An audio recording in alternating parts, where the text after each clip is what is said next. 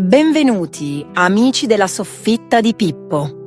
Oggi vi porto a scoprire una bellezza che ha conquistato il cuore degli italiani negli anni 70 e 80, con un fascino unico e una sensualità che ha fatto sognare intere generazioni.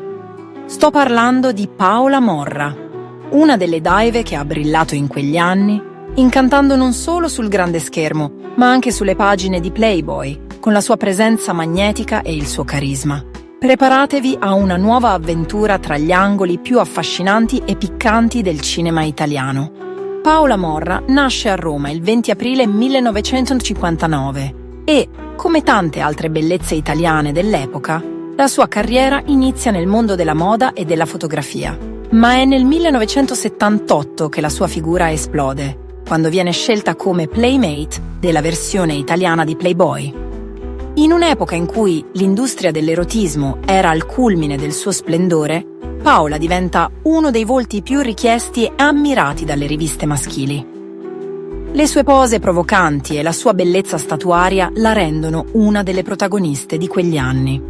Nel 1978 la sua carriera cinematografica decolla. Paola Morra debutta sul grande schermo con Interno di un convento, diretto da Walerian Borowczyk, un regista polacco celebre per i suoi film erotici e psicologici. Paola interpreta una giovane monaca, un ruolo che gioca con il contrasto tra la purezza religiosa e il desiderio carnale, un tema che Borowczyk esplora con grande maestria.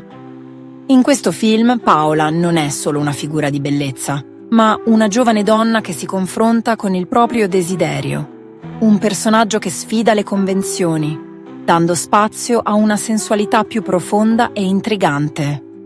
Immaginate un convento isolato, un'atmosfera carica di mistero e tensione sessuale, e Paola Morra che emerge come la tentazione personificata. Non era solo un film, era un'arte di sedurre. Ma non è solo in film d'autore che Paola si fa notare. Nel 1979 la vediamo in una serie di pellicole che la consacrano come icona del cinema di genere e della commedia sexy all'italiana, una delle tendenze più in voga in quel periodo.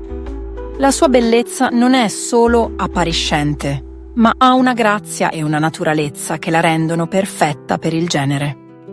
La moglie in vacanza? L'amante in città, 1980, con la regia di Sergio Martino. È uno di quei titoli che ha fatto impazzire il pubblico. In questo film Paola interpreta una giovane donna che, con il suo charme e la sua sensualità, diventa protagonista di situazioni in cui il gioco della seduzione è al centro della trama. Un film che è diventato un cult per tutti gli appassionati di commedie erotiche italiane. Nel 1980 Paola recita anche in Il lupo dei mari, un film avventuroso dove purtroppo il suo ruolo è meno centrato ma comunque significativo. È un film che esprime un lato diverso della sua bellezza, lontano dal ruolo di donna provocante, ma comunque capace di attirare l'attenzione con una sensualità discreta e affascinante. E diciamocelo, come si fa a non notare quella bellezza? Un sorriso che ha incantato anche i cinefili più smaliziati. Che sia con un ruolo seducente o un po' più casual, Paola non perde mai il suo fascino magnetico. Nel 1981 la sua carriera subisce una leggera battuta d'arresto, ma Paola rimane comunque una figura di riferimento nelle riviste e nel mondo dello spettacolo.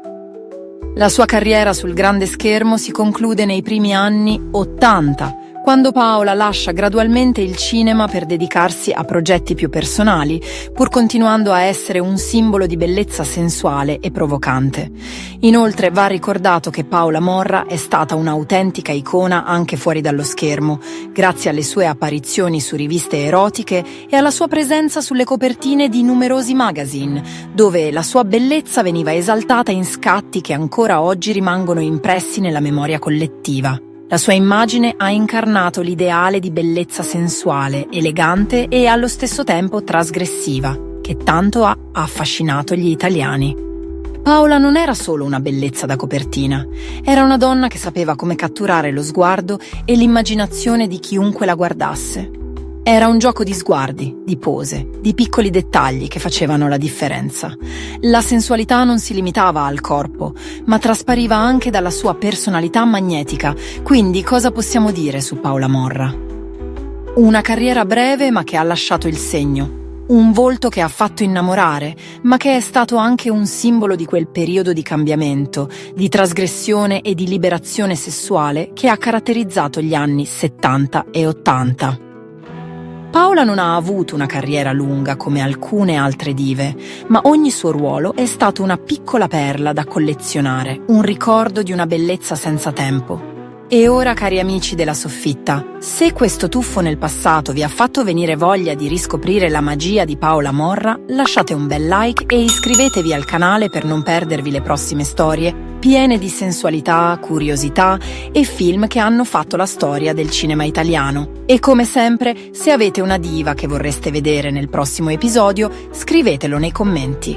Alla prossima nella nostra Soffitta, dove il fascino e la sensualità non vanno mai in pensione.